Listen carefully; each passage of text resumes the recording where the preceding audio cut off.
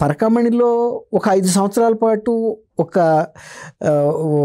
వ్యవస్థీకృతంగా జరిగినటువంటి అది ఒక నేరం. అతను $9 మాత్రమే దొంగతనం చేసి 14 కోట్ల రూపాయలు భారీ విరాళం శ్రీవారికి ఇచ్చాడంటే శ్రీవారి కన్నా ధనవంతుడా రవికుమార్? $9 అంటే మహా అంటే $900 అండి. $1 100 ఉండొచ్చు. ఆయన $9 72,000 అంటున్నాడు. అది డాలర్లకిను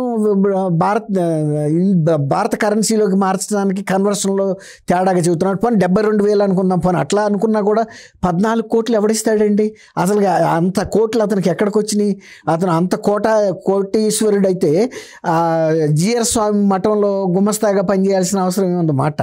కాబట్టి ఇది ఆయన మాట్లాడే తీరు బాగాలేదు. తర్వాత లడ్డు అంశంలో కల్తీ జరిగిందని ల్యాబ్ రిపోర్ట్స్ వచ్చినాయి. దానికి సంబంధించిన ఉన్నతాధికారులు లేకపోతే అనధికారులు ధృవీకరించిన తర్వాత కూడా ఇంకా అది కేవలం రాజకీయం కోసం చేస్తున్నారు, అందులో జంతు కొవ్వు కలిసిందా అని ఎదురు ప్రశ్నించడం. జంతు కొవ్వు కలిసిందా లేదా అనేది అసలు పాలసుక్క అందులో లేదంటున్నారు.